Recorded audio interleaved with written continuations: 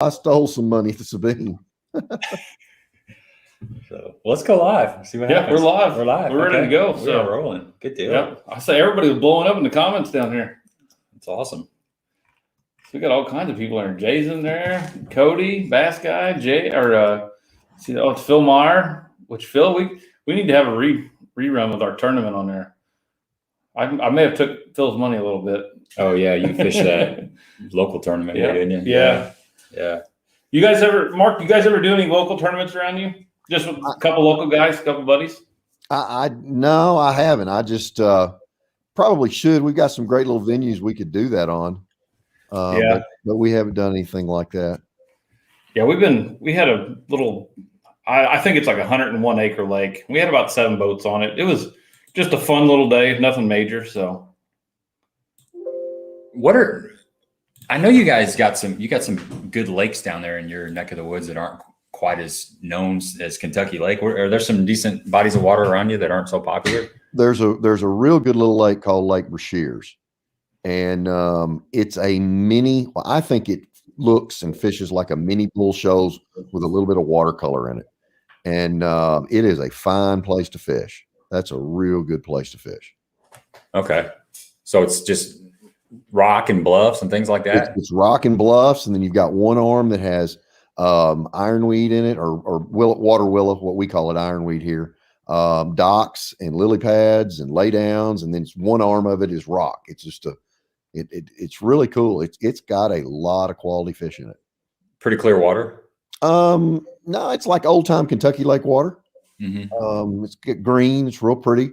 Very fertile. Lots of bait in it, and I filmed a couple of shows up there and trounced them every time I've been up there. Cool. So last time you were on here, you were wondering if you were going to get your boat in time to fish the first tournament of the Elite Series. So I guess it all worked out. Under the wire, like you cannot believe. I got it with about a week to go. We worked like crazy, getting everything rigged on it, trolling motors, depth finders, batteries, the whole 9 yards. We got it rigged. I took off 2 days early towards the St. John's and went to Fort Payne, Alabama, and got it wrapped at a cell like I always have.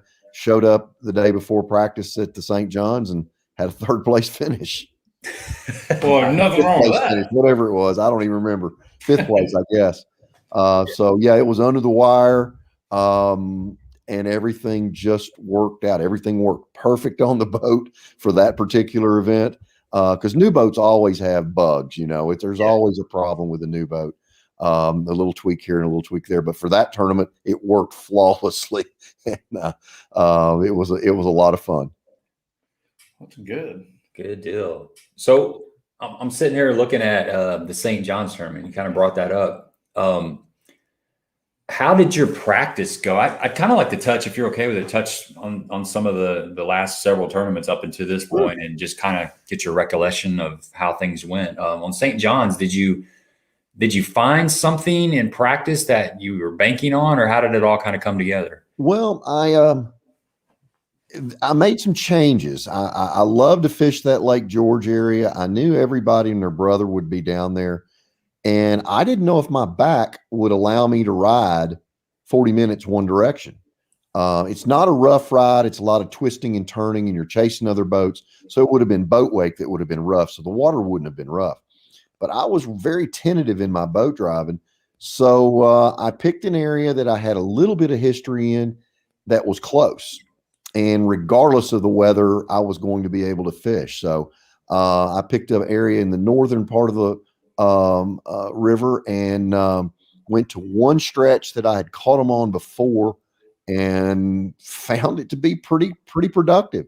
I thought I could pull up there, guys, and catch 10 or 11, 12 pounds pretty easy, and that's about what I did every day. But the first day we had a 2-hour fog delay, so that precluded any kind of long run. Fortunately, I was not going to make a long run, but I managed to catch 16 pounds the first day, 16 and a half pounds the first day.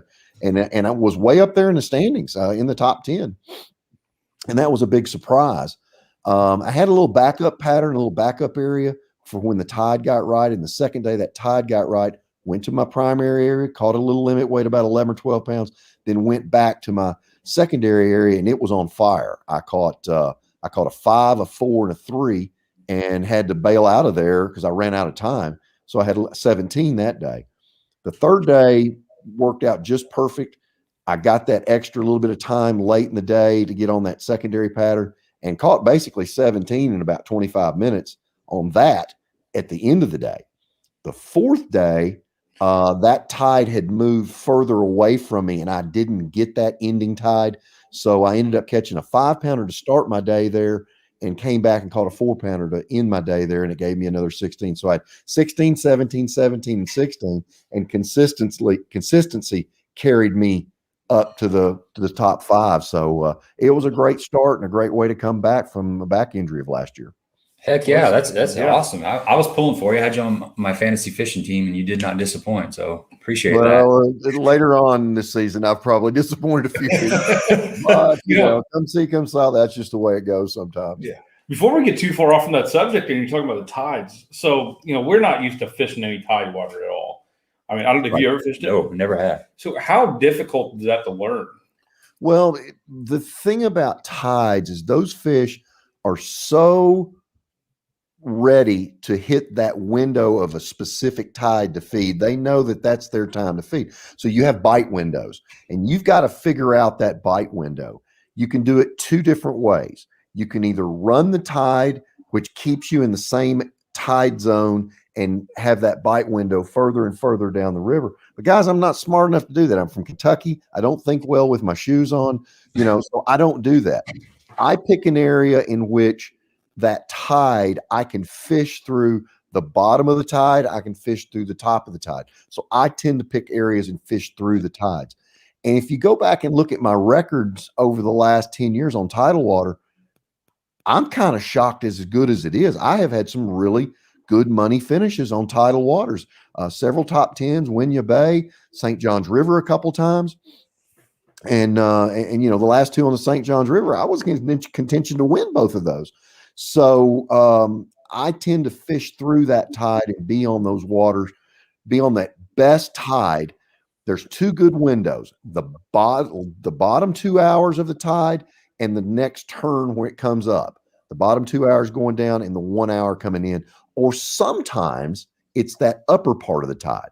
And it's not been as consistent for me on the upper tide because as everything refloods, it spreads those fish out. So on the bottom tide, as it's going down, it concentrates those fish on that last little bit of outside cover, rocks, timber, boat docks, whatever it may be. And it makes it a heck of a lot easier because there's a lot less water. So that's what I try to key on. So is it kind of like when like Kentucky Lake, but you're so familiar with that, and we're pretty familiar with that. So kind of like when the water is coming down, the fish really pull out. Yes. Kind of dealing with the same thing. Falling water always points fish out. And whatever I mean by a point, it can be a land point. It can be the last pieces of timber in the water. It can be dock pillars. Whatever the last major piece of cover is, points those fish out. But particularly land points on a reservoir, falling water always points fish out. So it's very much like that. Very much like that. Interesting. Yeah. Like I said, we've never had a chance to fish any of it. So I was kind of curious, but I hear them talking about it all the time. It has never really followed a lot with it. It's a lot like Golconda. River fish are easy to catch. They're predictable. They're they're facing the current. They're behind current breaks. They're behind little points. They're on the mouths of the creek mouths. They're in specific locations. And the tide does the very same thing. So let's say hi to a few people that jumped in here. We got Eric DeRoos. We got Bass RX. Tom's in here. Stephanie. Hank Snow. Mr. Hank. I haven't seen Hank in a while. Joe Marks. Haven't seen Joe in a while. Yeah. Yeah, it's good to see Joe jumped on last time we were on, I think. We hadn't seen him in a while. Yeah. That's right.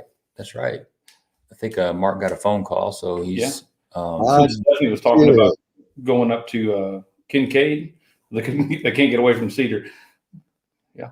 Yeah. I was over at Cedar last week, and it was kind of tough. You know, we've been having a lot of fronts coming through here and there, and it's kind of been freaking the fish out. You know, if you're on the front side of the front, it's really, really good. On the back side of the front, it kind of slows down. So that's funny you say it, because I've always told everybody my pond is the most pickiest body of water I've ever fished when it comes to fronts. There we go. I fished the past 2 days. Sorry about that, guys. Oh, it's all good. You what now? I've fished the last 2 days in there and have not had a single bite. In the pond down Yeah, there? I believe nothing. it. Well, it was like that on my shut pond down. too. Yeah. I was really catching the bluegill. Oh, yeah. I was taking my fly rod out there and catching them. And then the last 2 or 3 days, it's just completely dead. Yeah. You know, that wind started blowing out of the Yep. north and then out of the east. Yeah, they're just done. They have no interest in anything. Yeah, just shut them down. So what's going on down at Kentucky Lake? Well, we've had a revitalization here, and I am so pleased to report fishing has been really good. The crappie fishing has been great all fall and all spring. So that's a real turn of events. The bass fishing, I emceed a tournament for a skeeter dealer about a month and a half ago, and there weren't a lot of big fish caught. This was before the water started coming back up, but everybody had limits. I mean, the limits weighed between 10 and 13 pounds. The fish are gorgeous. They've got these little bitty mouths, these big fat bodies, and they're 15 and a half inches long, and they weigh 2 3/4 to 3 pounds. They're gorgeous. And so we had another marine dealership tournament here that took 21 1/4 to win, 21 for second, and over 20 for third. So Kentucky Lake is rebounding quite nicely. We had a high school event, state high school event here last weekend. All the teams did very well. There were a lot of limits caught. It took 31 pounds for 2 days, 15 pounds a day, a 3-pound average. Now, these are high school kids. These are kids that are under 18 years old. And it was quite competitive on the top end and lots of fish caught. So we're experiencing a rebound. I'm hoping that all of this crazy water and some of these bouncing water levels is not going to have a negative effect on the spawn, but the future's bright here, guys. It's bright. Doesn't seem like our smallmouth numbers are as good as they've been in a long time. Quality, a lot of 4 and 5 pounders. And what's really cool, which is near and dear to my heart, when I was a kid back in the 80s, when I was just getting started, I was still in high school, we caught tremendous quality of spotted bass. It was not hard, guys, here to catch you a 4.5 to 6 pounder. And the spotted dogs have showed up again. They're starting to see a few more of those 15-inch, 3 1/4, 3.5 pounders like we used to. So I'm really excited for the future. I'm really excited to see how the lake is adjusting to all the carp issues that we've had. And, maybe the commercial fishing is starting to have an effect on the carp.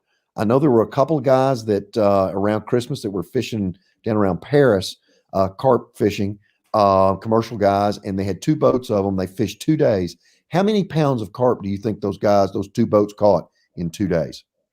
I'm going to say 60,000. 60? Ooh.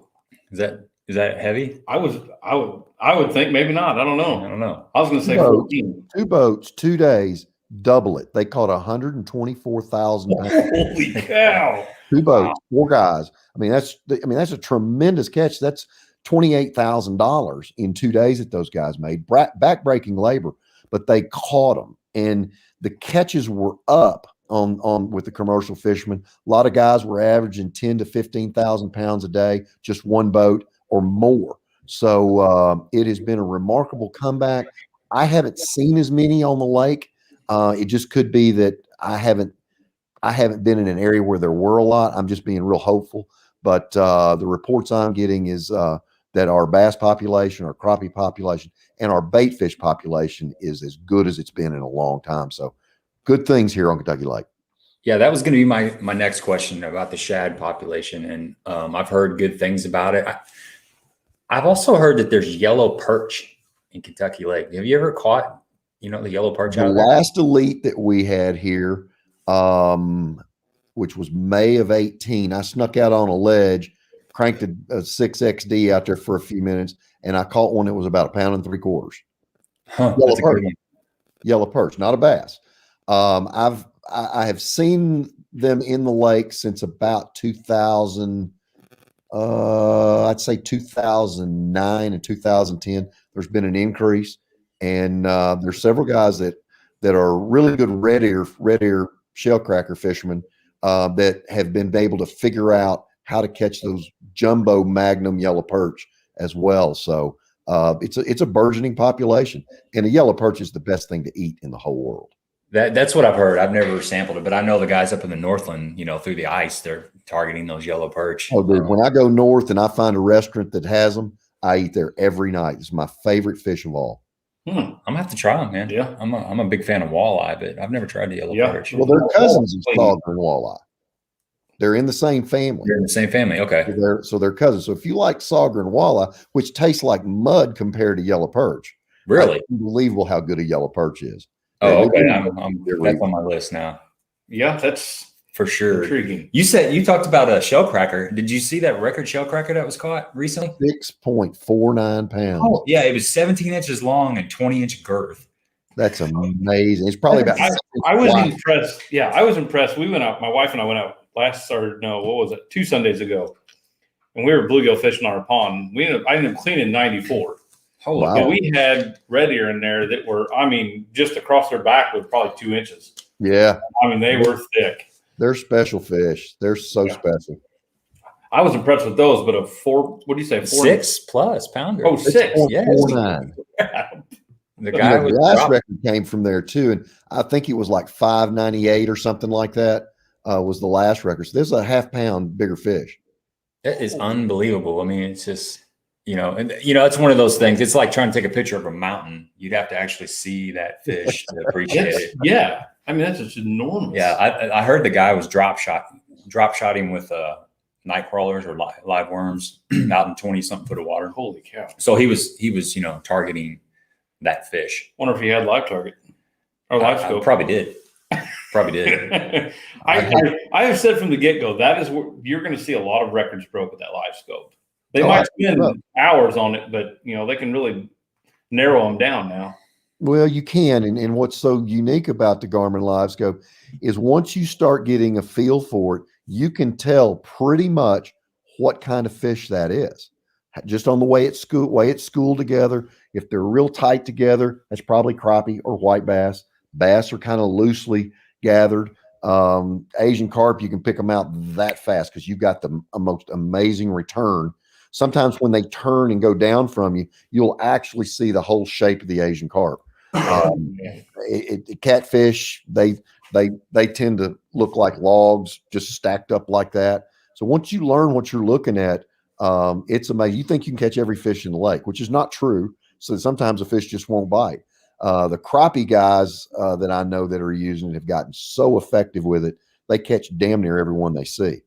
Mm-hmm. Yeah. Yeah. You were talking a while ago about how nice the fish were looking down at Kentucky Lake. We were down there a couple weeks ago and had a tournament, and that is the most smallmouth fish I've ever seen caught and weighed in down there. Yeah. And we were just down into the Aurora or the Fenton ramp there. And we caught smallmouth all day long. Their colors were beautiful. They were healthy. And like you said a while ago, smallmouth and big stomachs. They were huge. Kentucky Lake, typically the fish are long and lean. In the springtime, they're broad too. But as the summer goes on, those bigger largemouth get real long and lean. And you can look at a picture of a guy holding, excuse me, guys, holding a largemouth from Kentucky Lake. And that's exactly what it is. It came from Kentucky Lake. But these fish look like they're from Pickwick. So the Pickwick fish are fat and long, or fat and round, and just amazing. And this is exactly what those fish look like. Dave Holmes says the guy that caught that red ear looked just like the fish. And then Jay Beffa Fishing says, Mark, your name comes up a lot by Mike Russell, Bag 5 Baits. He just made me a huge fan of your knowledge. Well, Mike is the best painter in the world. I have won so much money with baits that Mike has painted for me. And he's just a dear friend. He's such a great guy. He'll help anybody anytime. He's amazing what he does. And I can't say enough about Mike's work. It's the best I've ever used of anybody that paints baits. Yeah, he helped me win money off my first tournament this year with some baits that he brought for me and Gabe. And he's a busy man. He's a busy man. He's always got something. He's painting something left and right. Well, good deal. That's great to hear about Kentucky Lake. I fished the BFL down there a couple of weeks ago, and we had a good day. We caught fish compared to 2 years ago was the last we had walleye fish down there. It was a struggle a couple years ago, but this tournament was pretty consistent. We caught fish. I mean, we didn't crush them. We didn't catch like 20, 25 fish a piece, but we caught 10, 12, 14 fish. Well, see, like you said, 2 years ago, if you'd have caught 10, you'd have been doing backflips. Yes. Yeah. Yes. So now a guy can go fishing with his family and go catch something. Go catch 8 or 10 or 12 keepers a day. So the one thing that I think is great about this population demise is it's taken a lot of tournament pressure off of Kentucky Lake and Barkley Lake right now. And that's a good thing. The smaller tournaments tend not to treat our fish universally as well as larger organizations do. They just don't have the resources. And the one thing that really irks me is to see guys standing in line with a bag of water and their fish in it, and they don't realize that there's only about a minute and a half of oxygen in 5 gallons of water for 5 bass. And you just see those fish roll up in the bags. They get stressed, and a lot of those fish don't make it. So not having a lot of tournaments on Kentucky Lake is giving us a break on fish care, such that our fish can be left alone for a little while. Give me another year, give me another 18 months, and we can come back and bring some more of that economic impact back to us from fishing tournaments. But right now, the overall health and welfare of the lake is most important right now. Yeah. And you brought up that point about the oxygen being in there. I'll throw another deal out there too that I see a lot of, and this is just across the board. I've seen this happen numerous times. But guys will have smaller boats or don't have a way to get water to the live wells, and they'll go down to the bank right there and just scoop water up. And that water is probably 10 degrees, 15 degrees difference from the water in their live well that them fish have been in all day. Right. And they'll put them into shock in a hurry. It really will. And, I use VT2 vents from New Pro Products in my live well. And it's really hard to cut a hole in the top of your live well and put that vent. It hurts your feelings when you do it. But what it does is it allows all of the ammonia, the fish pee, to be blown out of there, better water quality, cooler water temperatures, which means it can hold more oxygen. And as I'm driving down the lake, it's driving oxygen into that live well, bringing the dissolved oxygen content up a part or 2 per million, depending upon how long I run down the lake. If you stand next to me at an elite tournament, there's a pretty good chance your butt's going to get wet because my fish are as wild as they can be. They're flopping around in my mesh bag inside the tank, and everybody's looking at me like, damn, Menendez, take care of those fish. What do you got in there? You got great big ones? I said, no, I've got a limit of 2-pounders, but this is what the vent will do for you. And slowly but surely, my guys are coming around to that because it's fish insurance. I put them in there. If I haven't foul hooked them in the tongue or in the gill or something like that, I do not lose fish anymore. Very, very seldom do I have a fish stress out and die. The VT2 fence, you can get them at Tackle Warehouse. You can get them through TH Marine.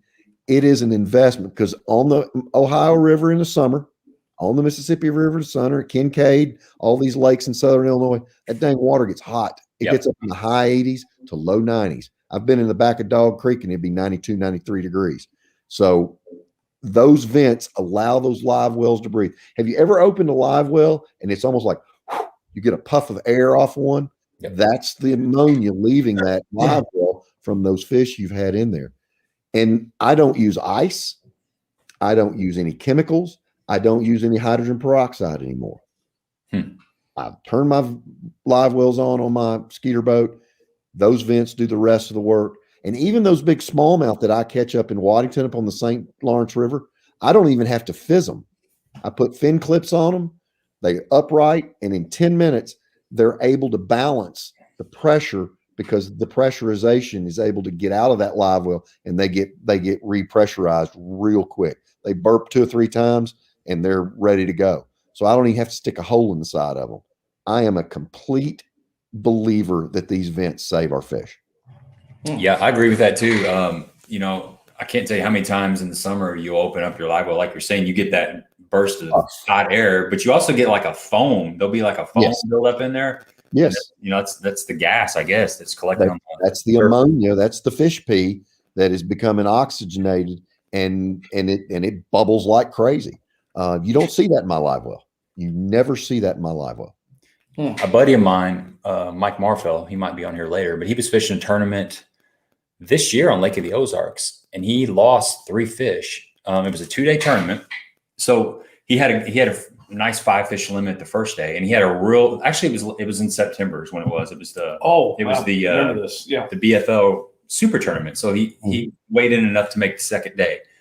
That first day, the weather was unseasonably warm, so there were pleasure boats. You know how Lake of the Ozarks gets; it's nuts. So they never shut down; they just were going full throttle, and it was probably the top 3 craziest days that he'd ever fished out there as far as boat traffic, and he's been out there a lot. But long story short, he stressed those fish out on that first day. Well, he kept that water. He didn't flush the water out properly in his live well on the second day, and he caught 5 more nice keepers. He didn't drain it right. He didn't really back flush it, and he didn't make sure that he got everything out of there. But he lost 3 fish. And the only thing we can think of was that the whatever chemical or the ammonia or whatever that was released by the day 1 fish, they were stressed out from the boat ride. They probably urinated in the live well, but that killed those 3 fish on the second day. So, it's super important to get that stuff out of your live well. You definitely don't want it sitting in there. Well, it really is. And the other thing I do, guys, is I take, those pool noodles that kids play in the water with, swim on, float on. I take 1 for each of my live wells, and I cut them in thirds, and I put them in my live wells. So those things float to the top of my live well. So now that fish is not bumping against my vents. They're not bumping against my lid. They're not bumping against the edge of the live well lid. And you cannot believe how much better shape in their body and their head that my fish are when they've taken a long ride. So 2 pool noodles will cure a lot of problems too. Yeah, I've heard a lot of guys using, I guess they get them big sponges from like a dollar store or something. You can do that. Yeah. Your car with. Yeah. And that's what they put on the top of theirs. I've heard a lot of guys doing that. Yeah. Well, those pool noodles have been in my live wells for about 3 years now. And it just keeps a buffer zone so those fish don't hit the top of your live well. Yeah. Mm-hmm. Jay's got a really good question here. Actually, it says, do you do anything to a new boat live well to prep them? No, I will always check on my initial maiden voyage of a boat. I will put water in a live well. I will let those things run, kind of flushes them out. I also want to make that outboard work a little harder. So I put that extra weight in there and make it push a full tank of live well, a full tank of gas as well. But I do let those live wells run when I'm out there, just to make sure any particles of plastic or just make sure there's no problems there in that live well. So I do let them run when I initially put them in there for quite some time. Yeah. Wade's got a really good question here, actually, that I have thought about this numerous times. He said, won't BASS address the fish care in their events regarding boat flipping large bass in the boat across the carpet? We are advised of that every tournament. There are a lot of guys, that you'll see, and they make massive efforts to get those fish in the boat. We are talked to our conservation people, and the heads of Stat Bass are constantly on us to try to limit that, catch that line, get that fish off the carpet as fast as you can. Sometimes you just get caught in the moment. You catch that key fish that you need to catch, and you just get in a hurry. But we are reminded of that on a regular basis. I promise you. Yeah. Shadow Bassin says the pool noodles also reduce water sloshing. So you're not going to get, water in your bilge and up on the deck of your boat. So, Robert's got a question. He says, Mark, have you heard if there are any changes coming in 2022 to the Skeeter FXR 20s? I don't know of any extensive changes that are going to be made. There may be some design change on the top cap, a few little things there, but I've not heard of anything that's going on with that boat yet. Okay. I got the opportunity to fish out at a Skeeter with Roger Fitzpatrick down there on Lake of the Ozarks when I jumped into BFL. It was an awesome boat, but we got hung up on a rock pile. We were in like 1.5 foot of water. Ooh. It took us 15 to 20 minutes to rock that heavy sucker off that rock pile, but we got it off. And I was wore out.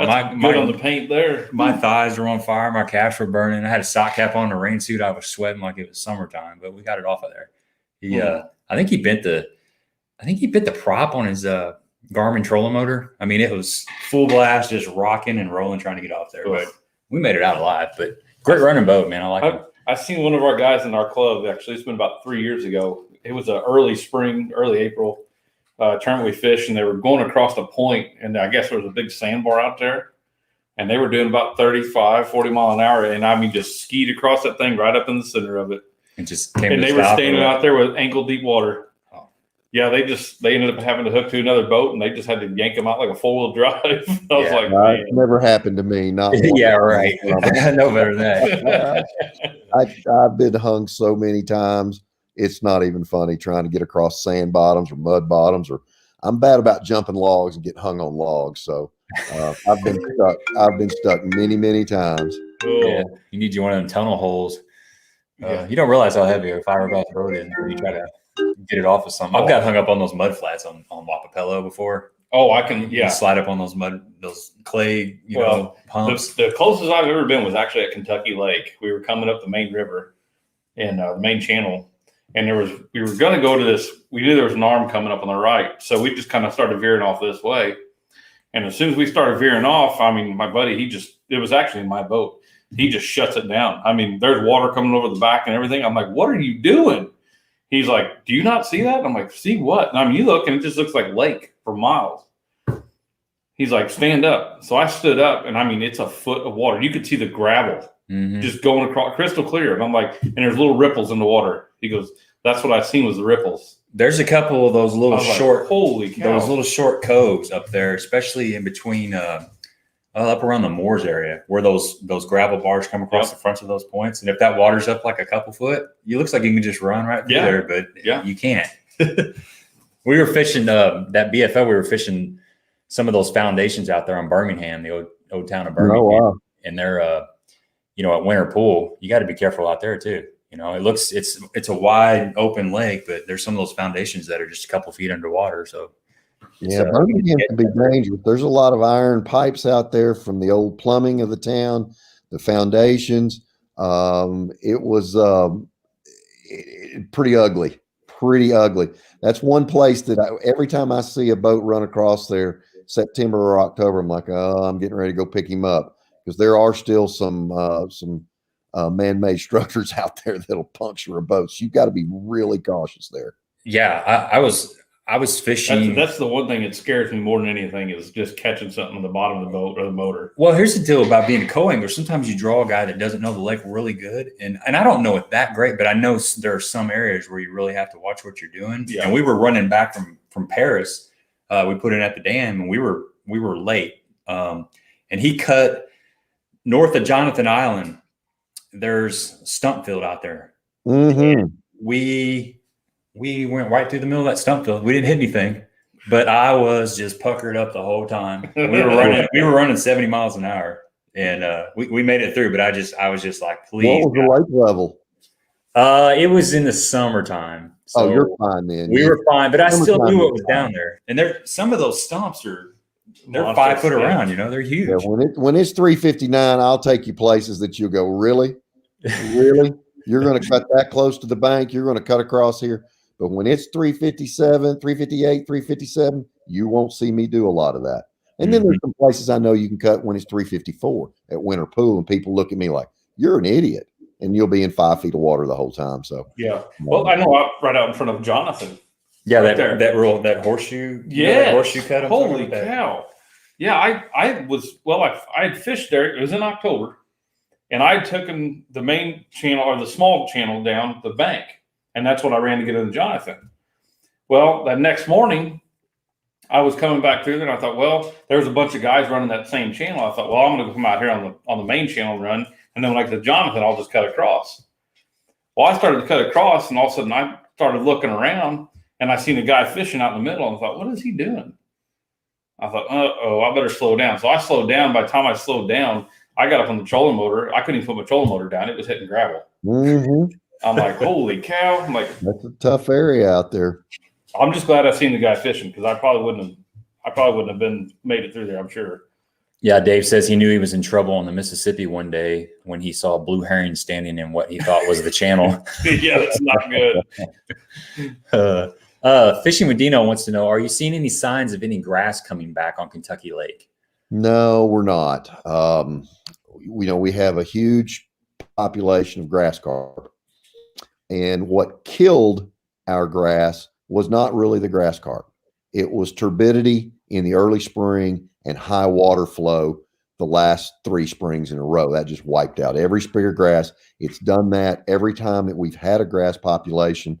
So what I am seeing, what I can say has changed is Wheeler Lake, Wilson Lake, and Pickwick now have the eelgrass in which it's just completely inundated Gunnersville.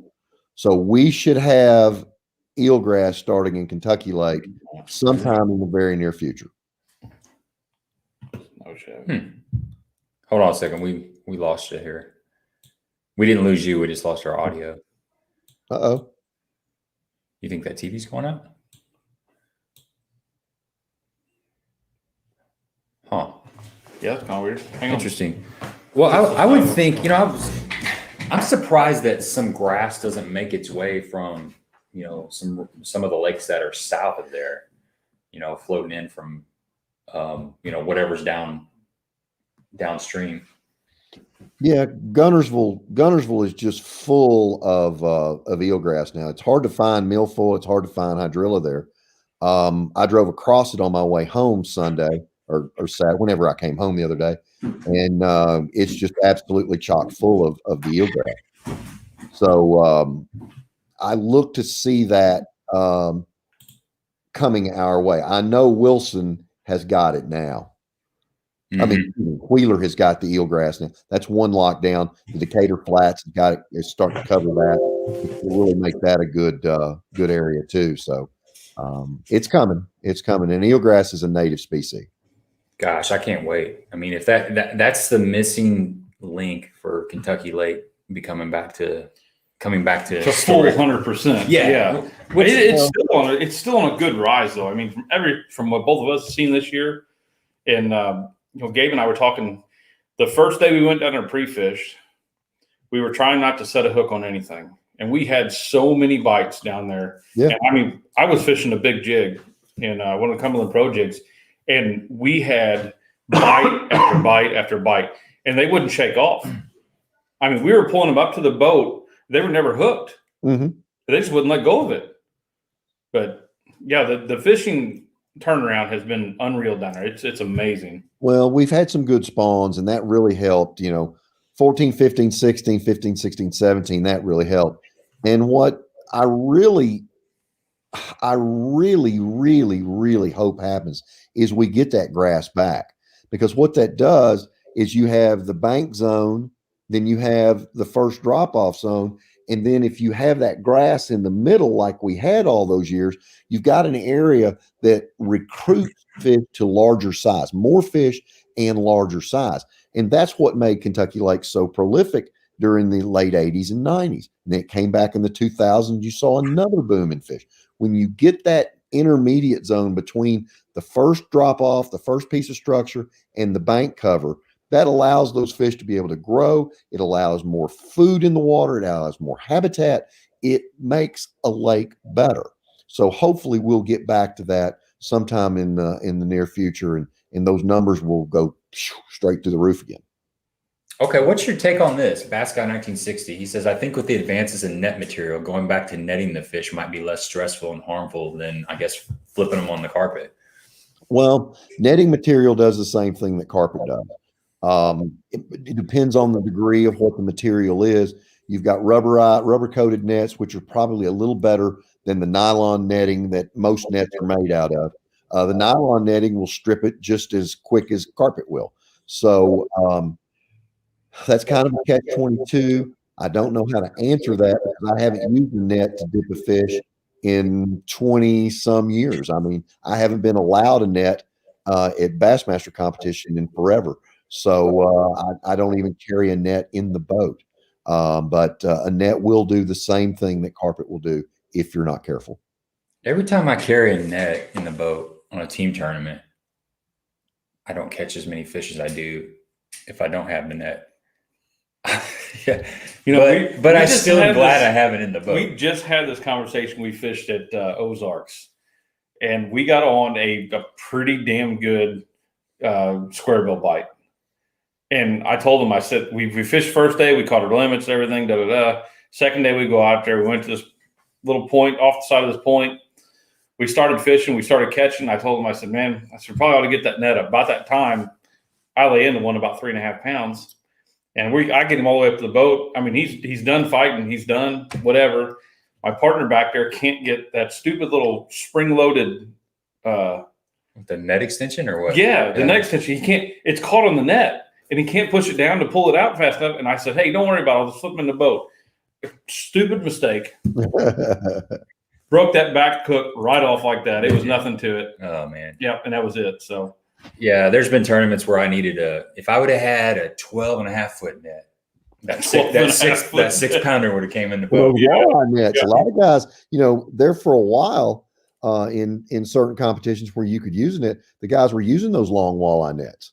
And it's like AT&T. You could reach out and touch somebody. I could reach out there and knock girls' hats off from where I am now. That's how far you can net a fish. And everybody, so they had to make them smaller and stuff like that. So guys just trying to get an advantage. I don't think I'd want to try to swing around an 8 or 9 foot net though. That's a lot of. You got to be a man to hold that, especially one-handed. I mean, you got to have some Paul Bunyan forearms to reach out there. Yeah. So let's pivot back into this season here. The next tournament was it was on Knoxville. It was at Knoxville, right? The second tournament of the season. How did that go as far as did you find a pattern and do you have something to go on? It was brutal, miserable cold, rain in the tournament, 35 to 40 degree temperatures, long runs. I ended up running 75 miles one way to get to one of my areas. I had a place to stop and fish before I got to that secondary area. I'd make the long run, then I'd come back and stop on the first area. I got on a square bill bite, and the first day I had almost 12 pounds and was in the top 10. The second day I doubled that up with 11 pounds and moved my way up into the standings pretty good. And then we had a severe drop in water, like a 10-inch drop in water, and it killed my bite. And way up Tellico, Yamaha has a facility. It's where they make all their jet boats and, their jet powered boats up there. And so I'm running by and I'm like, that's the Yamaha facility over there. And I see 2 big docks and a big giant ramp. I slide over there and tell my cameraman, I said, I catch a lot of fish on these ramps in the wintertime, and I sling a bitsy bug over there with a trailer on it, and I catch the cutest little 14-incher that was about this tall, and that weighed 1 pound and 2 ounces. It was the only bite I got all day. So I managed to have a top 30 finish out of that deal, which I was really happy to do back to back. And it had me in second place in Angler of the Year at that time. Man, that bitsy bug. That's a good one when it's tough. I've caught some fish on that bitsy bug. It used to be one of my go-to jigs for sure. I was throwing a finesse jig. I don't even want to admit this. I really don't. You were throwing on a spinning rod? I was throwing a spinning rod. I knew you were going to say spinning rod. He's got a phobia from the last 2 tournaments. I've been throwing it. Really? Yeah. I'm proud of you, man. Yeah, I've been doing a little finesse and fishing. It's a tool. You got to use all the tools in the toolbox. My new co-angler's making fun of me even. Really? Yeah. That's bad when a co-angler makes fun of you. Yeah, that's right. See, I fish it like a man. I fish it on a flipping stick and 20-pound line. Yeah. Yeah. Well, they make that bitsy flip, That's the one I use. Yeah, it's got a stiffer hook in it. It's got that little bit heavier hook in it, and I flip it on 20-pound Seagar and a flipping stick. What trailer do you use on that bitsy bug? We've got a new one. It's not even really a trailer, but I find it to be perfect for the bitsy bug. It's a punch bug.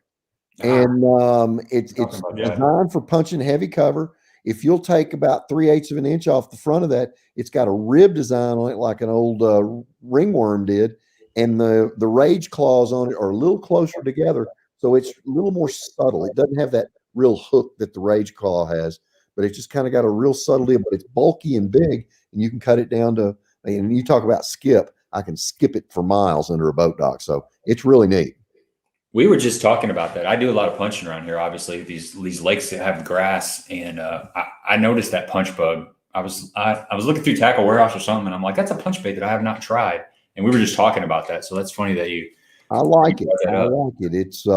It's compact, yet it's big enough. It's big enough to put a big, thick Gamahakatsu flipping hook in it. So it's a deadly choice, and it slides through the cover really, really well because it is narrow. It's not really wide. Cody, we kind of touched on this, but he wants to know: do you use any additives to help keep the fish alive? No, I don't, Cody. I use the VT2 vents that I mentioned before. I'm finding that the vent does all the work. It gets all of those impurities out of the water. All of that ammonia gets out of the water, and I don't have to put anything in the live well at all.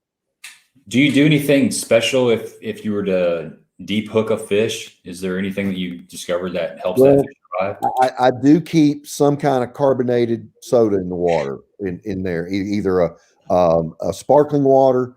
I don't even drink sodas anymore. I drink the sparkling water. I keep something that's carbonated in there. What happens if you've got a hook fish that's bleeding from a hook? You pour a little bit of that soda or that carbonated water in there, and the carbonic acid coagulates the blood instantly. So that is a quick way to deal with an injured fish that way. Speaking of Mike Russell, he's on here, and this is actually a question I was going to ask you about. With all the grass we have, I keep hearing about the hybrid hunter crankbait, and I have yet to buy one. Can you talk a little bit about that? Well, the hybrid hunter is really neat. As a professional angler, I don't want to take 10,000 different plugs with me everywhere I go. I just can't carry all the stuff. It slows my skeeter boat down when I've got everything in there, and it's a lot of inventory to take. What the hybrid hunter does is it's about 3 baits in one. It's a plug, it's a jerk bait, and it's a topwater. So I got my samples last year and was fishing in my front yard, which I have a 1/4 acre pond out there. And those are the smartest fish in Western Kentucky because they see everything new that comes down the pipe.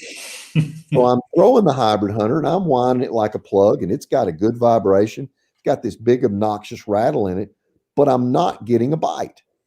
So I pitch it back out there and I get a little bit of moss on the front of the bill, and I snatch it about twice, and I see this erratic action like a jerk bait. Well, I do that again. I've got 2 4-pounders in the pond, guys. That's the 2 biggest fish in there. So that thing, I jerk it about twice, and I see one of those 4-pounders coming from about 10 feet away, train wrecks the hybrid hunter. I'm like, well, that's really cool. So I play with it some more, and I've got it jerking side to side. Make a cast. Never happens to me. I get a backlash. You ever done that? Once or twice. So the bait's just sitting in place on the surface. So I get the backlash out, I reel it back up, and I twitch it one time, and it pops right back up, and it makes a big ring on the surface. And I'm like, that's pretty cool. I popped it about twice more, and the other 4-pounder trounces on it. So the hybrid hunter is a bait in which has a bluegill profile that I can use at a jerkbait. Caught several fish on it at Lake Fork during the Lake Fork event doing that. You can fish it like a plug. You can fish it like a topwater. Now, as far as it comes through grass, eelgrass, depending on what style it is, if it's like in Florida, eelgrass is relatively wide. The eelgrass that I'm talking about on Gunnersville is really, really thin, and it's really, really fragile. So it comes through the eelgrass okay, but you're constantly snatching it to break that eelgrass apart to get it through it. I'll use bigger line. I'll use 20 to maybe 25 so the bait doesn't dive. What amazed me about the bait at Lake Fork is on live scope, I got that bait on 15-pound line to 9 feet deep. That I didn't expect about the bait. I would have never known that had I not had Garmin Live Scope. But I saw it coming back on the Live Scope at 9 feet. I'm like, wow, I got a new use for this plug right here. So I was amazed at how deep it would dive. Yeah, I had no idea. So is there just one version of that, or is there a bigger version, small version? There's two. There's a large and a small, a hybrid junior. I had the Tackle Warehouse guys here last month, and we took the hybrid hunter on Lake X, and they wanted the diminutive size. They wanted the junior size more so than the big one. So the junior doesn't quite have the erratic action that big one does, but it's got its place. There's no doubt about it. Okay, Wade's got a question. He says, what area of Kentucky Lake would you suggest a guy with a small boat put in at? Guys who can't run across the lake. Well, I would pick one of the bigger creeks. Jonathan Creek's a great place. Blood River's a great place.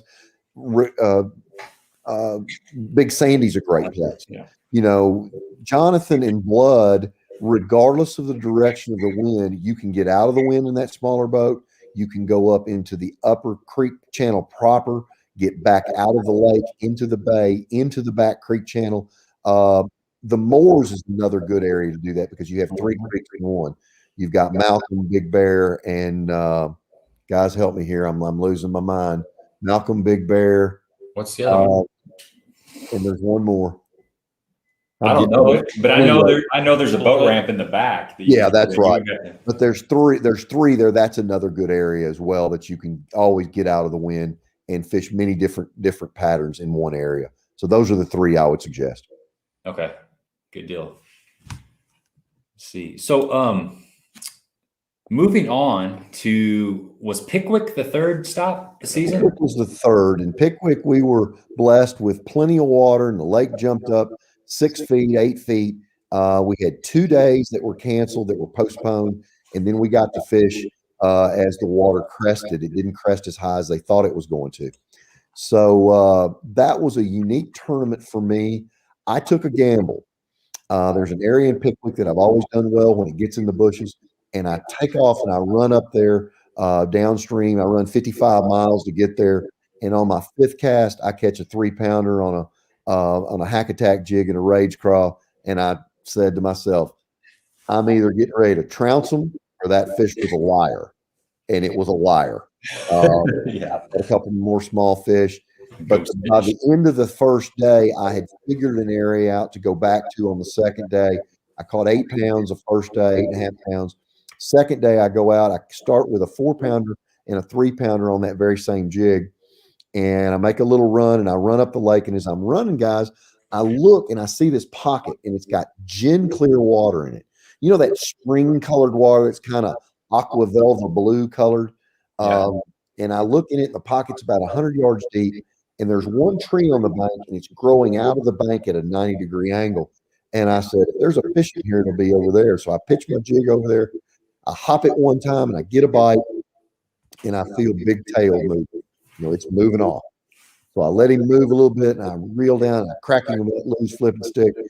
And it has been a long time since my old tired butt has been manhandled by a fish. This fish runs off about 20 yards, and it turns and it makes a loop. And when it makes that loop, it takes off and catches a 2nd gear going away. And I feel the jig pull out of its mouth, and the Gamakatsu hook catches the scales on the cheek. And I get about 10 cheek scales that are about the size of the head on a dime. So I see the fish, and it's somewhere between 7 and 9 pounds at my estimate as I see it going away. I felt like the blue lights came on behind me because I knew that was my one chance. I end up catching 2 more for 11. You put that fish on top of it, of the weight that I had, I make the top 50 cut, and I've got them figured out the next day. And I felt like I could go out and catch me a good limit of fish the next day as well. That was one that really hurt my chances at Angler of the Year. And had I caught that fish, it would have definitely been a $10,000 fish, and it would have moved me. I figure it cost me about 40 Angler of the Year points at that point in the game. So that was a toughie. But I mean, it's been a long time since I've been manhandled, and that one manhandled me. Yeah, man, and that happens so quick. There's no room for error. It's just those big fish they're a whole nother breed. They just Oh, and I drilled him, guys. I mean, when I sat down on him, I stopped about right here. I didn't even get the full hook set, and I just knew the fish was shot. Just knew the fish was shot, and it just didn't work out. Yeah. We were talking to Morgan Taylor about that tournament, and he he made an adjustment, but it took him he was telling us he saw all this nice freshly flooded brush, and being from Southern Illinois, it automatically drew him up there shallow. And it took him the first day of not doing that good. The second day he caught a pretty big limit, but he had to come out and fish deeper. He fished out off the bank, but he was just talking about how it's so hard to make an adjustment and seeing what you like. He's licking his chops, looking at all that fresh, cover up there, and they just weren't up there for him. So you guys, that was a tough tournament. You had some pretty extreme conditions. It was, and then we just continue to get adverse conditions everywhere we go. No kidding. I think it's one advantage. I seen Stephanie talking about us having the 4 seasons in 1 week around here. I think that's one thing about the anglers around this area that we adjust to so well, or most of us do, I should say, is adjusting with those fronts and the different weather conditions from one day to the next. I think it really trains you to learn how to deal with that, being from around here. Because you go south, you don't have nearly as much of a weather swing as we do here. Yeah, and out west the same. Yeah, like Arizona and Texas, or not Texas, but Arizona and California, they have a lot less cold fronts. And just like fishing, grass and stuff like that around here. A lot of guys don't have that around where they live. So, sure. Stephanie's got a great question here. She says, with the way Southern Illinois weather is, how does that affect the bass spawn? As everyone knows, is that what you're saying with 4 seasons? Okay. So what do you think? We've had a couple of little, I wouldn't say they're hardcore cold fronts, but there's definitely been some systems moving in. I was fishing the other day and it was like 60, 67, and then the rain came in and it was 51, Yeah, we had a mild winter, then we went to summer for a couple of days. Then I think we jumped back to the winter. Absolutely. It's just back and forth. What these continual fronts do is it pushes the fish back a little bit. You get that change in the cold temperatures as it falls back down, and they just hold. You want that moon coming. You want to be 3 to 5 days before that moon. You're going to see the fish slide shallow, make beds, and as that moon gets full, that really gravitates those fish to the spawning areas and for them to spawn. But if you have one of those fronts right before, it knocks them back a little bit. I think this year we'll see fish spawning as late as the mid part of June in this area. I've seen a few fish in July spawn occasionally. So this could be one of those years that they get knocked back that many times, and we see just this kind of trickle spawn going on instead of having that one big wave of a spawn. It's funny you say that, because every year I always try to watch in my pond. I can always tell. I know about 3 really, really hot spots that they spawn a lot. Mm-hmm. And I've been watching and watching and watching. Like I said, the bluegill and the red ear have already went through their big spawn and everything. And I have yet to see. I've seen 2 beds from bass, but in them 3 areas that are really hot, I haven't seen a bed yet. Yeah, I haven't seen any beds in my little pond yet either. Yeah, I've not seen a single one. Very interesting. You were talking about last year. I saw fish with a bloody tail in the first part of July too, around here locally. Yeah, and I think that had, I don't know what your take is on this, but I think with the amount of fishing pressure that we had in a lot of these lakes, I don't know if it messed. Most of the people that are new to fishing and they've got a kayak, they're going to be fishing shallow. Yeah. They're going to go shallow automatically. So I don't know if that kept as many fish from being shallow and doing their thing, or I don't know. Do you have any thoughts on that? Or well, there have been some studies that show that fishing pressure does not hurt the spawn overall as a whole. Okay. And I've read so many of them. I tend to believe that we're not as good as we are as anglers, as all the little tools we've got, live scope and all the other cool stuff we've got. We're not going to be able to get to all the fish that are spawning at all the time, because a lot of those fish spawn a little bit deeper and we don't see them, or watercolor covers them up or whatever. So I don't think we have a real problem with tournaments in the spawn. Gotcha. JP Outdoors he's heard a lot of pros and cons about fizzing. What do you guys think the best way to care for the bass are? Basically, okay. I would say the vent clips is going to be one of your safest bets out there. Absolutely. Because fishing is not nearly as easy as some people make it look. I can tell you that. Well, it's not really that hard. There's two ways to do it. Some people tend to want to go through the throat, through the crushers to do that, but I've seen fish get killed that way. And not every fish has to be fizzed immediately. If you use belly clips and the VT2 vents, if you check on them in 5 to 10 minutes and they're doing well, the belly clip just makes that fish stay vertical and alive. So he's not struggling to get back vertical. Once you get him vertical and stationary, that takes a lot of stress off that fish. And with the vent in my live well, it equalizes that pressure. He can burp, he can get all that out of him. And in a matter of minutes, he's going to be fine. People that don't know what they're doing can do more harm. So you need to be trained by someone that knows what they're doing, shown exactly where to put that needle, how much. And the one thing that you don't want to do is you don't want to over deflate that fish. He's got to have some air in that swim bladder so that he can swim totally. So once that bubble stream starts to slow down a little bit, that's time to get that needle out of that fish, and don't deflate him like a flat tire. It's exactly what he becomes, a flat tire.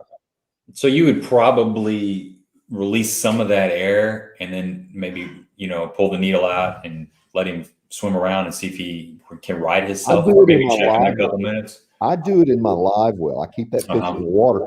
I can maintain a constant vigil on how much gas is coming out of that swim bladder.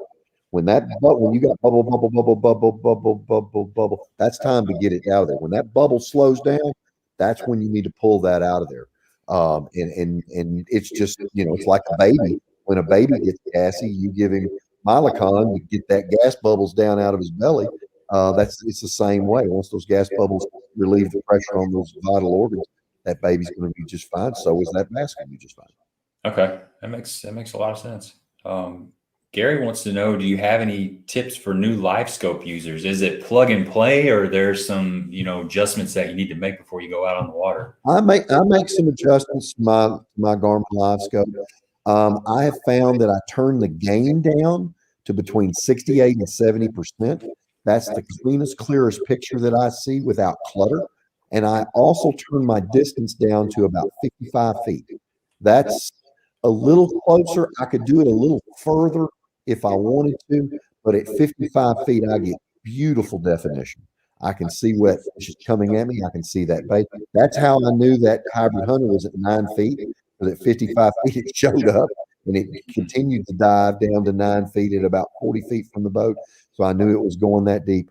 But turn your gain down a little bit and bring that distance down to about 55 feet. I think you'll have better use for it. There you go. Here's another question from Stephanie. She says, any suggestion on fishing deep water? We shallow fish mostly, but I'm not sure on how to catch them deep other than crankbaits and rattle traps. Well, one of the easiest ways to fish deep, Stephanie, is with a Carolina rig. A Carolina rig is a seeing eye dog. You've got that heavy weight out there. You've got the length of line behind it, but the weight's what's so important. It allows me to feel if that bottom is heavy. It allows me to feel as that Carolina rig goes off the side of the drop and makes contact as you get all the way to the bottom of the drop. So the bottom of the drop is a real key place. The break line is a real key place. And when the fish get done spawning here in the near future, they're going to move to the first break line out in front of those spawning areas. And you're going to want to look for hard spots out there. Hard spots is rock, hard spots is gravel, hard spots is sand. And those are going to be your key areas. And a Carolina rig is the easiest way to find those things. Yep. And you'll learn to feel a lot on that bottom of that Carolina rig. Exactly. Yeah. What do you use for a Carolina rig as far as your setup? It's funny. I always fish 20-pound fluoro, and I recently switched to 50-pound braid just because a lot of times you're getting that bite on a long cast and you got no stretch in the braid, and it just allows that, it allows you to move that weight and tighten that leader up and set that hook in the fish. So are you a braid fluoro guy? And then do you usually start with a 3/4 ounce weight, a 1 ounce weight, or what are some of the the details on your Carolina rig system? Well, I fish a Carolina rig from a 1/4 ounce weight to a 1 ounce weight. Yeah. A lot of times in the spawn, I'll use what we call a PD rig. Pete Silveris, Peter T is the one that rigged this deal up, and he trounced our butts for years using a 1/4 ounce sinker, 18 inches of line, and a fluke style bait on it. And I'll fish that a little bit outside the edges of what the visibility is for spawning fish. And then one of my favorites is a half-ounce weight, half-ounce pure grade tungsten Carolina rig weight, and with a finesse worm on the back of that. So I don't do the braid to fluoro with that because I have a tendency to get excited because I can feel that fish a lot better with braid. And the next thing I do, I try to be Popeye and try to stretch him from a 12-incher to a 15-incher and set the hook too hard, and break too many of those fish off. What I will always do is I will fish one size line bigger on my main line than my leader. If I'm fishing 17, my leader's 15. If my leader's 15, I'm fishing 12. So that allows that bait less drag. It keeps the bait up off the bottom a little better with my leader. And I just have to be cognizant of what that is on how hard my hook set is.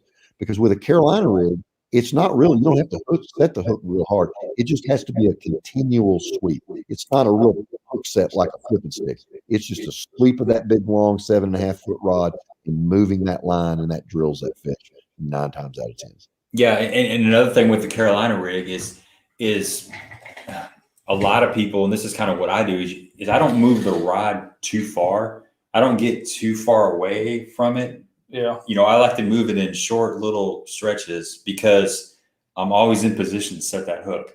If you're back here, I don't know if it matters. I do the long sweeps because it gives more of a pause and it gets that bait just time to settle a little bit. And that's why I was saying I fish the mono on the leader because it keeps it up off the bottom more. A little more. Yeah. See, everybody's got to do it. And, and you can even fish it like a jig too. I've seen people actually lift the weight up off the bottom.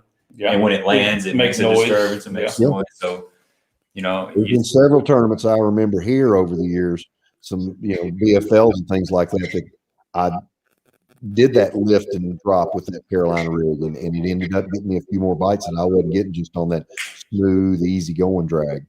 Mm-hmm. Chinese lasso is what I call the damn thing. Chinese lasso, yeah, and that leader link's important too. In that BFL a couple of weeks ago, I was fishing about an 18 to 22-inch leader. I don't know exactly, and my boater was fishing about a 3-foot leader, and he was catching them, and I wasn't getting the bites that he was. And so I made, you're sitting there going, what is he doing that I'm not doing? Besides fishing out the front of the boat, he was lined up on some choice spots, but still, there was enough fish in the air. I should have been getting more bites. You almost need an 8.5 foot rod to throw that 3-foot leader. Well, I know that's why I had that 20-inch leader. It's so nice to throw. You can just throw it out there. It's no big deal. But they were definitely wanting a little bit longer leader for whatever reason. I don't know. The water's not that clear, right? But they seem like they just wanted a little bit longer leader. So it doesn't take me too long to figure out that I need to increase my leader after he's up there whacking them and I'm struggling. Yeah. So I made some adjustments. So I would say Philip Meyer had a good question, or I seen on here. Well, here's they were asking about what side.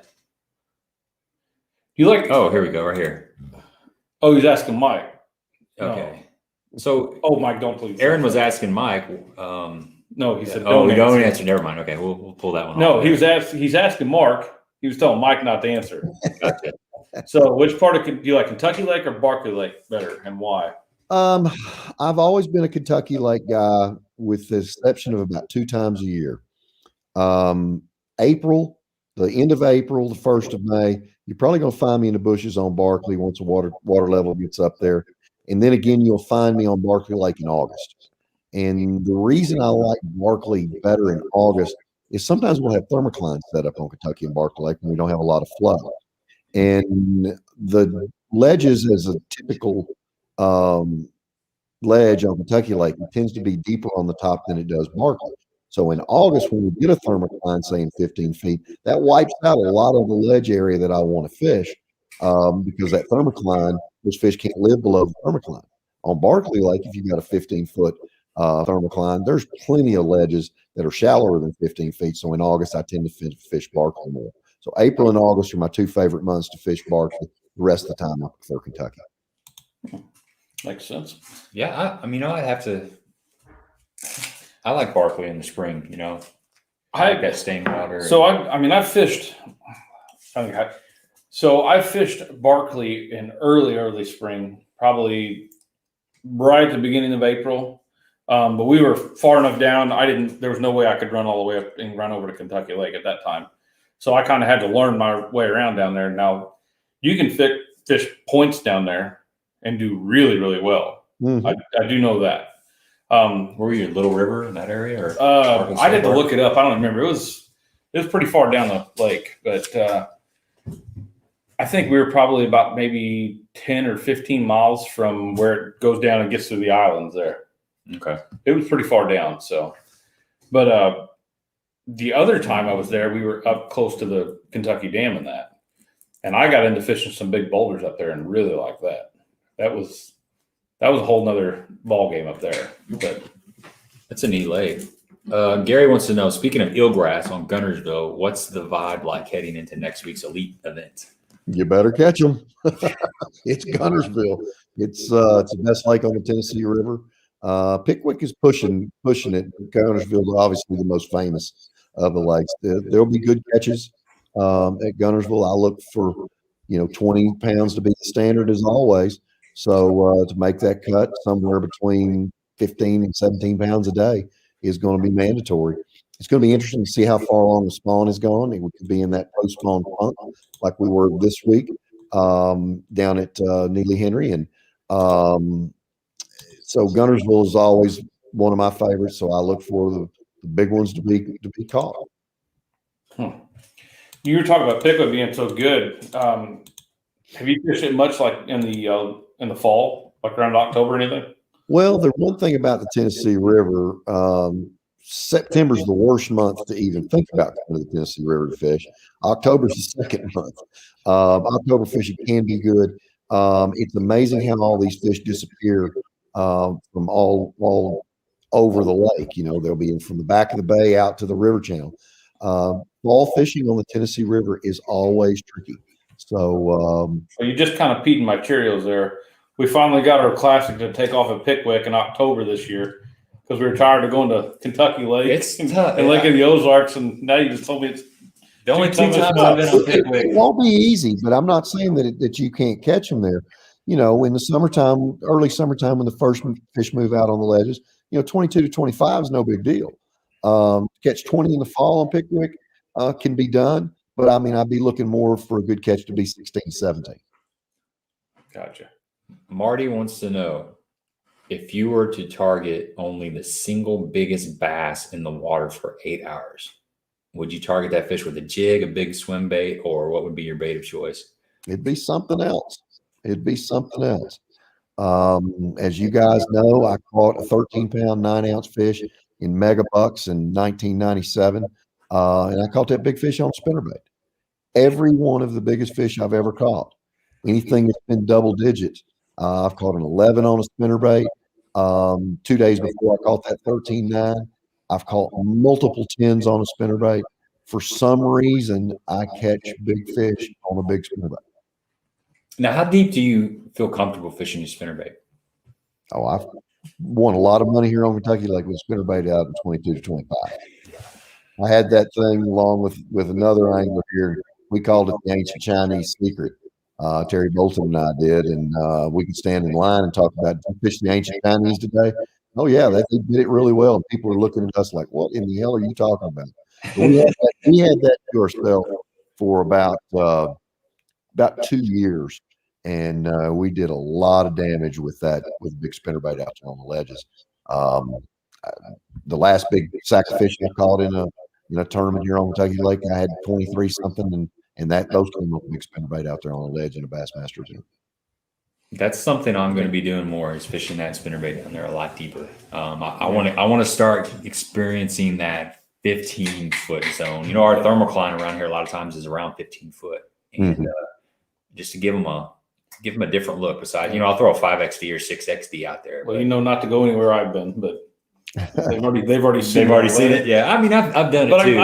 I fish a lot of spinner baits though too. Yeah, so. But I'm talking about committing to maybe that technique, and maybe I started throwing a glide bait, the S wave or whatever, just the other day, and I told you for like an hour and a half. Mine.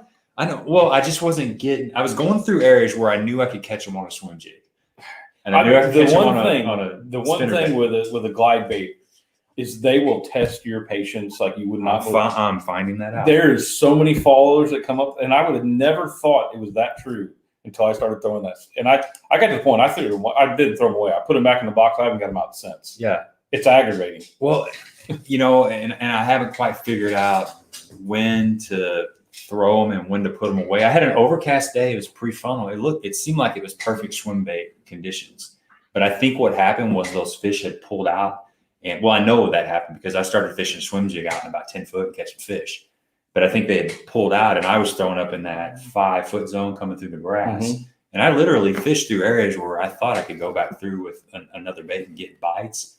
And I gave up on it. So, the deep spinner bait and that glide bait are two techniques that I'm going to be stubborn and try to catch some fish, at least as long as I can. What I always used to do when I wanted to learn a new technique, that's all I took to the lake. God, it's hard to do though. That's all I took. I took big spinner bait, or I took whatever I took, and that's how you learn. You only have one choice, and you have to learn that. Because if you want to pick up another bait and catch a fish too, you can. And we like to catch fish, as we all do. But you won't learn the technique. Just take those baits. Make sure the boat's empty. Got plenty of that same bait, and go at it, and you'll learn that way. I'd probably get another 3 miles an hour out of my John boat if I took all my stuff out of there. So I can cover more water that way. So that's no joke. Bass Guy 1960 says post-spawn topwater guidelines. When do you throw a buzz bait versus a spook versus a pop R type bait? The chugger is going to be the one that I'm going to deal with first. Those fish are lethargic. You don't move it as much. If I'm on a body of water that has a lot of spotted bass in it or smallmouth, then that walking style bait, like a sexy dog, is what I'm going to use. The buzz bait is the one. It's one of my weakest techniques that I have. I take a buzz bait away from every damn fish that bites it. I've done it since I was a kid, so I'm smart enough to know now not to throw the darn thing if I don't have to. But a buzz bait is really good. After those fish have had a chance to feed up a little bit and get ready to move out, just before they move out to the deeper water or the grass line or whatever, that buzz bait will catch you some really big fish. Have you thrown any of the buzz baits with the swivel heads on them? I've used some of those. Like I said, I'm not really a buzz bait aficionado. Right. A tour grade buzz bait is the one that I tend to throw as much as anything else. Either that or one with a gurgle toad on the back of it, some kind of frog imitation on the back of it. Seems to get me a few more bites than what I've been getting. But I always got to have a trailer hook on them. I got a question about jerk baits in the warm weather or warm water jerk baiting. Do you use a different type of jerk bait in warm water versus colder water? And what are some of the different things you look for? See, I'm trying to continue using the jerk bait throughout the season. And sure. I know there's different actions, and just basically what's your take on warm water jerk baiting? Well, the warmer it gets, generally your water clarity gets cleaner. So I tend to change my color patterns from something that's an opaque, like a shizzle or Tennessee Shad 2.0, something that's really generic and shows white belly on it. I tend to go more like a clear ghost minnow color or clear sexy shad. I want less visibility of that bait. So that allows me to throw a 300 series bait with 3 hooks with that transparent bait. Doesn't look as big in the water as it would if it were a sexy shad colored bait. So I do more with color than I do bait. I'm a real fan of the Strike King 200 and 300 series. Love the 300 deep suspending model. So I just play more with color than I do anything as water temperatures warm up. Okay. So you're beefing up your line a little bit, maybe. Yeah, I will. I'll throw 12 to 15. Where when I'm fishing a suspending bait, I throw 8 an awful lot. Throw 8 to 10. And unless I have to keep it above grass, I won't go any bigger than that. But I want that bait to get as deep as possible. With that 300 deep with 8-pound line, I can get it in 12 very easy. So that's that much less distance that fish has to come up to eat the bait. Definitely. That's a good jerk bait. I like that jerk bait. I got to experience that the last couple of years. If you guys got some more questions for Mark, get them on here. You got some down there? Oh, yeah, we got plenty on here, actually. We just got to scroll down a little bit. That's a good one right there. Johnny B says, what is the most underutilized bait for non-professional fishermen? What are we missing out on out here? Well, like I said, they still bite spinner baits really well. Everybody's throwing a bladed jig, a thunder cricket, that kind of thing. So a spinner bait is one that you can still use and still be quite successful with. I would probably say a jig. A jig gets less bites, but it gets bigger bites. And a spinner bait. We've gotten so, everybody throws a square bill bait now. Great technique. It's a great way to get bites. It's easy to fish. Giant topwaters are ones that get underutilized. Probably one of the other things is the size of bait for the non-professional guy. I did an article today with Bassmaster talking about the mega dog, the big giant sexy dog. That thing's 8 inches long. It weighs 2 ounces. And it's amazing how many 2-pounders I catch on that thing. I catch just as many fish on that big one as I do the regular sexy dog. And I catch just as many 2-pounders on it as I do big fish. So size of bait is one of the things that I think and I don't like that term, the non-professional angler. The guy that just doesn't get a chance to fish as much as somebody else does, probably doesn't use as large a bait as much time as he probably should. Let me throw this one out there and see if this makes sense to you. He says, Mark, can you answer this question? Farthest on the band color mistake with live scope, can you finally tell us which side of the bait they're hitting? Does any of that make sense? Maybe he's trying to say from which direction they're coming from. Yeah. If you take the live scope and put it in perspective mode, you can tell that fairly easy. What that does is the regular live scope is looking at an 11-degree bandwidth this way. Perspective turns it that way, and you're looking out to the side like that. So you can probably tell a heck of a lot better if you put it on perspective.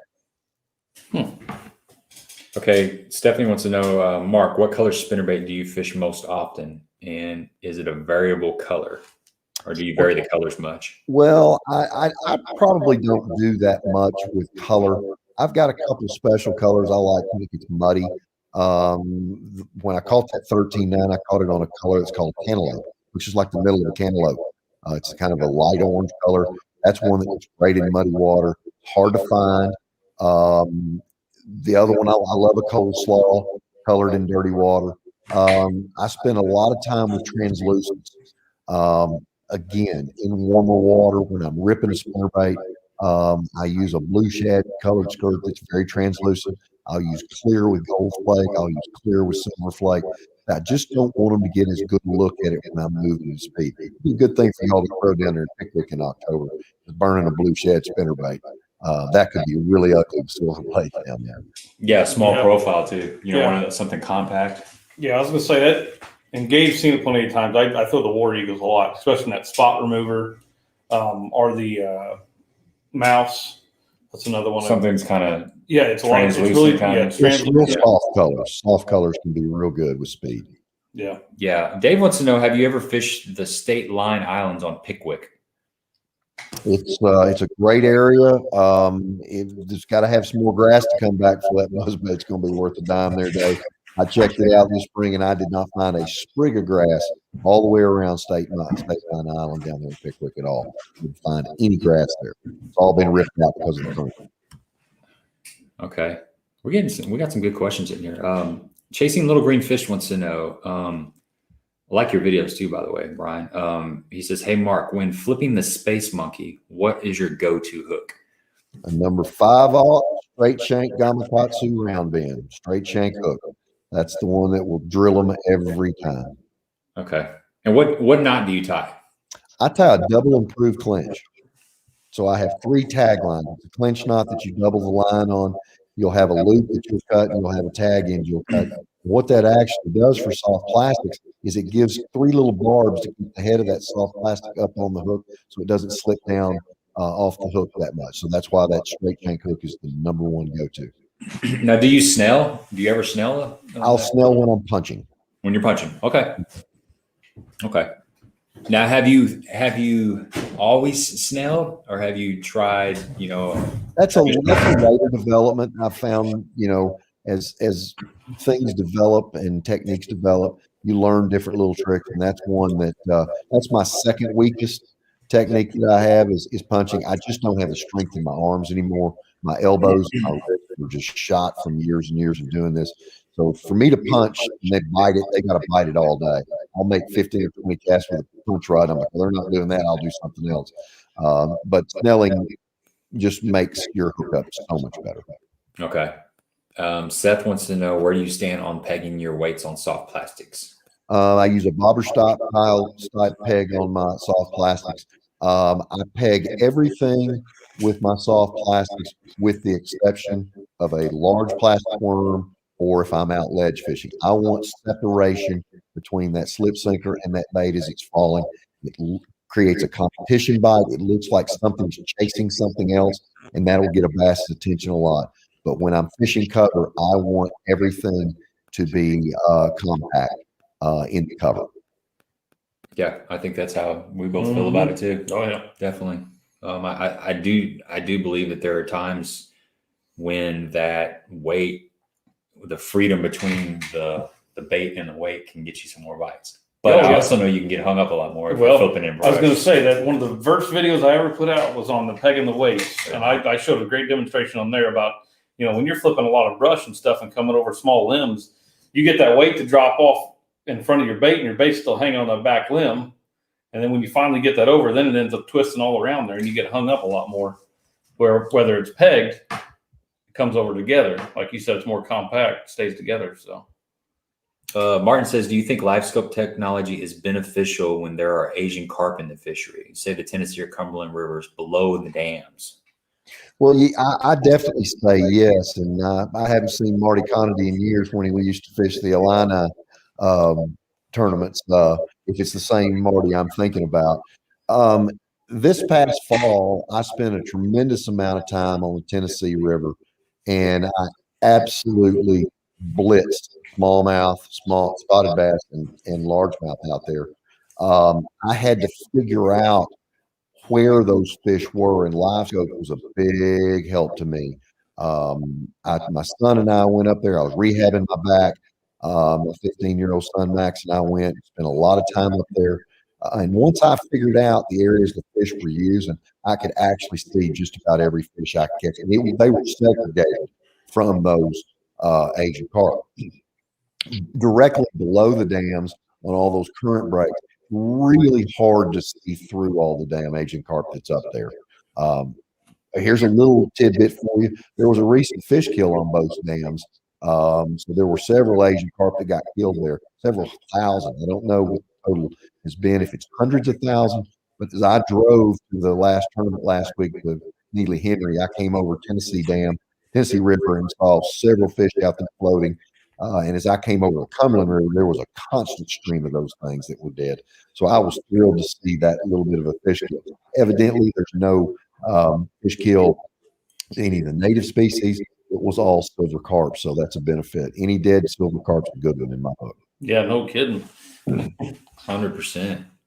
Fishing with Fitz wants to know, what is your opinion on these new types of spinnerbaits that have the blades that spin in different directions, changing the action of the baits?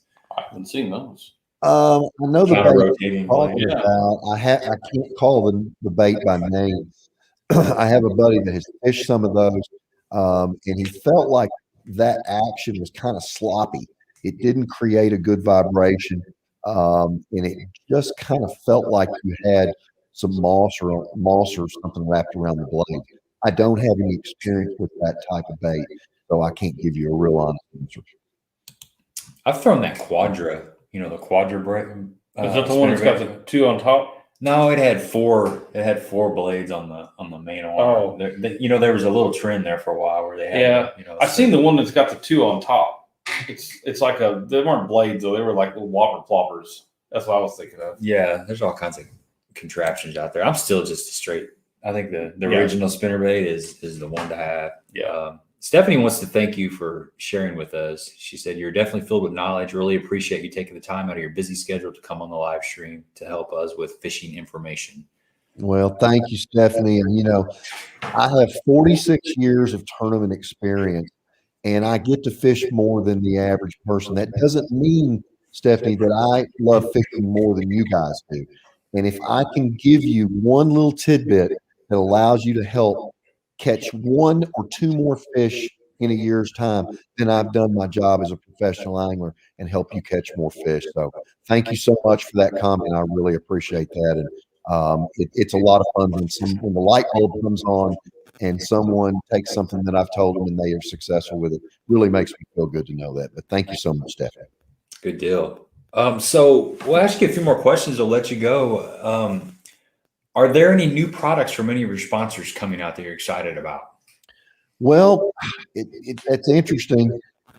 Strike King's got some new stuff coming that I haven't gotten my hands on.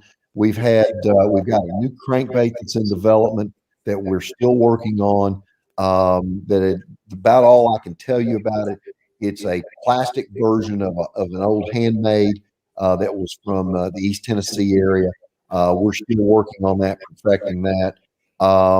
So they're actually going to send me some video clips and some stuff, and I'm going to be able to do some voiceover on it for them for ICAST, for Tackle Warehouse, actually, and Strike King.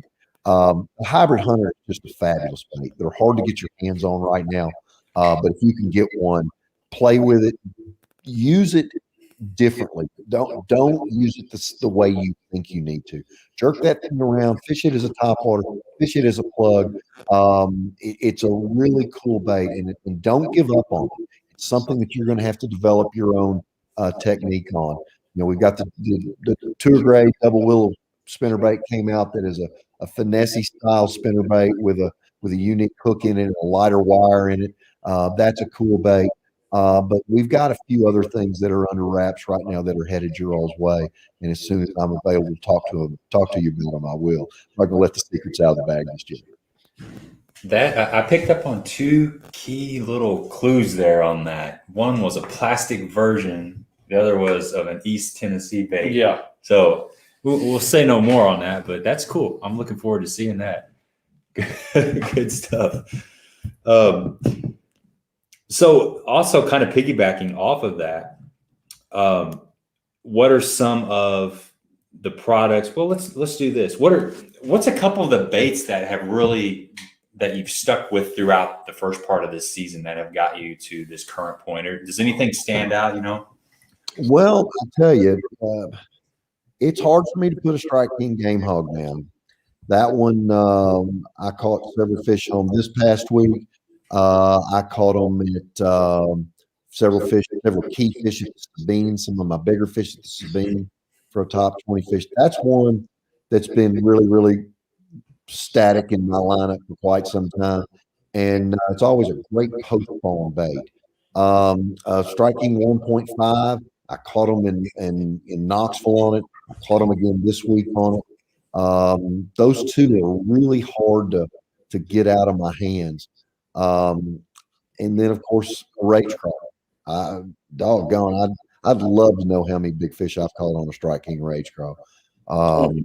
It's almost to the point, guys, that I'll fish a rage craw over a jig anymore. And sometimes that jig, you need that big bolt.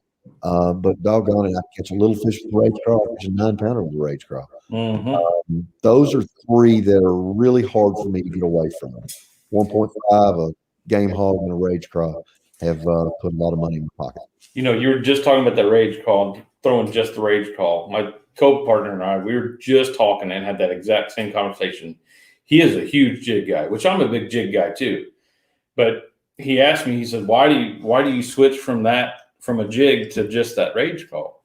And I told him, I said, because I said, you're kind of taking that big jig and looking for that one or two big bites. I said, you're counting out a lot of them smaller fish and aren't going to mess with that bigger jig. I said, that rage call, all them fish are going to pick that up most of the time. I said, you can find those fish a lot easier with that rage call than you can that jig. And once you start finding them, then you can pick up that jig and start fishing in there for that little bit bigger bite. It's kind of like the stock market. That rage call is diversification in your account. Yeah. That jig is specification in your account. And that specified stock doesn't always win the race, but diversification keeps a guy awful safe. I catch an awful lot of fish on a Strike King rage. And in St. John's, that's what that late tidal surge that I caught on that late tide. I caught him on an Alabama craw, colored rage craw, and I caught several 4.5 to 5 pounders in the last part of the second, third, and fourth day.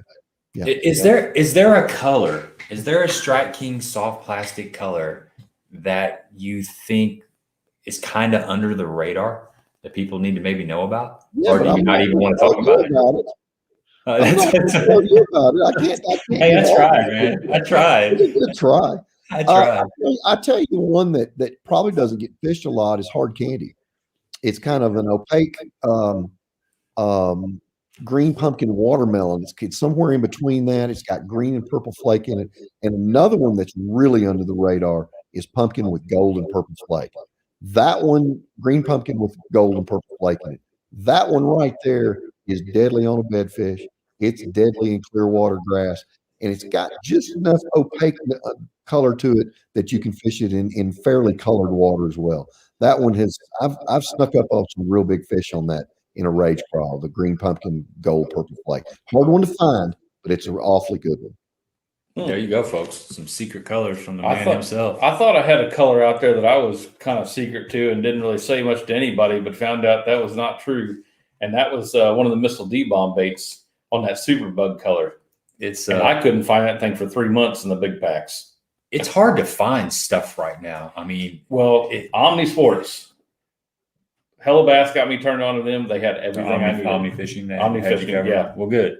Yeah. Good. Because I know, a lot of stuff is just back ordered and, your favorite colors it's hit and miss right now. Joe wants to know, what is your opinion on the chug bug and other poppers? You kind of talked about that a little bit. I've thrown just about every brand, make, and whatever. I've got some high-end Japanese ones. I've got probably 150 of the old P70s. That half-ounce KVD splash is a bad dog, and it doesn't cost a lot of money. That bait, I can walk the bait, I can pop it, I can move it fast, make it spit, I can do everything I need. I'll walk a popper an awful lot, just like a spook, just like a sexy dog. So that bait is probably the one that I throw the most, is that half-ounce KVD splash. Okay, Mike wants to know 1.5 in the rattling, silent, or hard knock. Any preference, or briefly, when does one work better than the other? I've caught them on all of them. I've probably caught more on the silent. Mike painted me some 1.5s in rattling that were special color that I wanted at Lake Dardanelle, and I had a 4th place finish in that rattling bait there. The hard knock is kind of neat because it is different. It's a different sound. There's not as many of those being fished out there. It's one that in muddy water those fish can find. But I probably say 85 to 90% of the type, the silent one does just as good a job for me. Okay. That's interesting. That's some of those are, you almost got to have all 3 of them tied on, or you get into muddy water. I look for the knockers or the rattling more. Yeah, it's like a lipless bait. A lot of times they'll want the one knocker. They're a silent lipless bait. It's not near as popular, but it's amazing how some days they prefer one over the other. And fishing pressure has a lot to do with that. If everybody's just buying the standard whatever's in Walmart, it's got the original rattle. Sometimes something that's silent, it's going to get you some more bites, hands down. Johnny B wants to know, what is the next whopper plopper? Tight-lipped, something that nobody's talking about on the Tennessee River. Well, it was hard to get the secret colors out of him. I don't see him, secret bait out. That plopper is really a cool thing. It's explosive. It's fun to fish that style of bait. Tend to miss a lot of fish on it as well. I think what you're going to see is the glider. As Carl Jacobson says in his Australia, he bit the glider. I think you're going to see a lot more experimentation with that in the swim bait series of things. It's neat to fish. It's mesmerizing, but always remember that big bait, that swim bait, that big glider bait. You do get those followers, and some days they just don't need it, and it's addicting. And you can get sucked in some days when you need to put the thing down and fish something they're going to eat instead of follow. So, but I think you're going to see more on the glider style baits than anything else. Yeah, Fishing with Fitz wants to know, you mentioned throwing spinner baits. What would you recommend for a trailer? Spinner baits, the different kind of trailers. I love a ribbon tail style trailer. They're hard to find. I had one that's no longer made. I still got a few left. A 4.5-inch ribbon tail trailer. I like that style of trailer because it tends to mimic a gizzard shed. I've got some 6-inchers that I cut down. One that I do use in the early spring quite a bit is a striking rage grub. It's big, it's bulky. I can have that transitional color. I love a perch colored spinner bait with a chartreuse rage grub on it. I've trounced them with that several times in the spring. So I'm not a big split tail fan with a trailer. I want something that moves a lot of water and has a lot of movement. Okay. I think we're caught up. Yeah, I think we're caught up on the questions. Very good. You're about past my bedtime, guy. Yeah, I'm getting there too.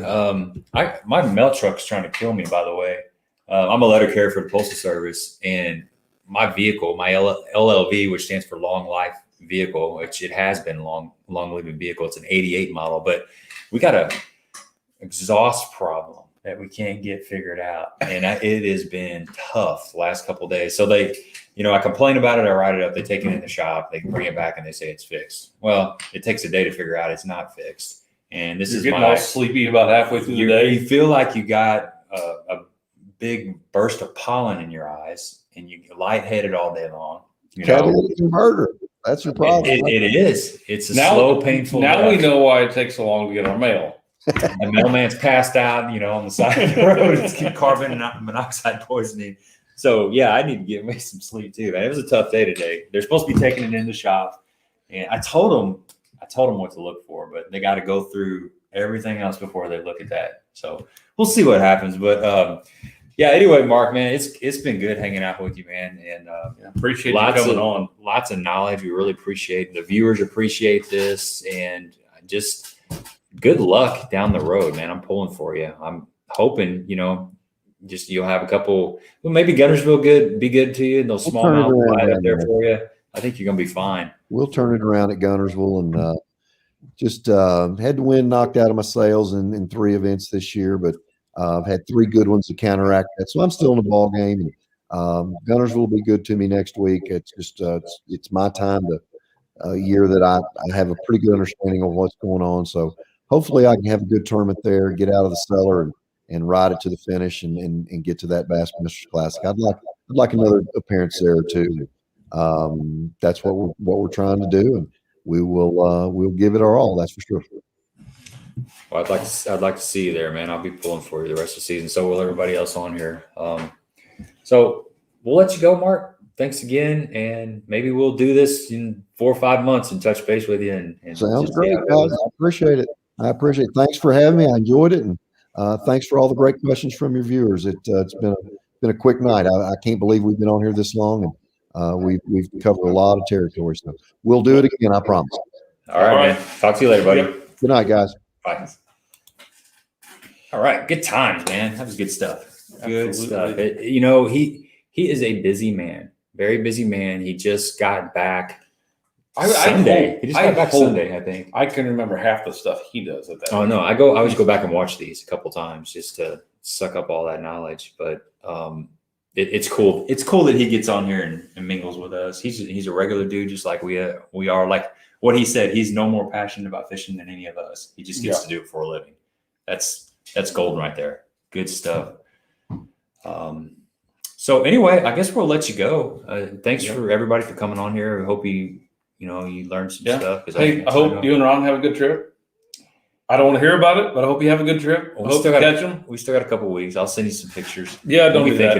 Don't do that. I'm going to send you some pictures. You go ahead and do that. What's your PB Smalling? Not very big. 3.5? 4, 4.5. Okay. I'm trying to think. My first 4 3/4 that I catch, I'll send you a picture of it. I'll send you a picture too. Yeah. It looked like you're missing some fingers on your hand, probably. All right, man. We'll let you go. I don't know what's going on next week, but picture of me egging your house. Toilet paper. Toilet paper is expensive right now. Yeah, I ain't wasting hard that. to find. I'll use old ground up mail. Right, old newspapers. Old junk mail. Ground up junk mail. Yeah. We'll touch base with you and let you know what's on the burner for next Monday. And we'll be doing, I think I'm going to do a Thursday night fishing reports live stream with Ron. Ron's up at Mille Lacs. Obviously, that's what we're talking about. But I think he's got some internet service, so maybe we'll jump on there. Maybe you can jump on there too and just talk some fishing. That was fun. And kind of, I've been fishing. Actually, I fished like 4 or 5 different lakes here in the last week. So got some fishing reports here personally, and I can reach out to some people and see what's going on. But that's all I got, man. You got anything else? No, that's all I got. So okay, I'm good. I'm gonna let you go and signing off. Appreciate it once again. Yep.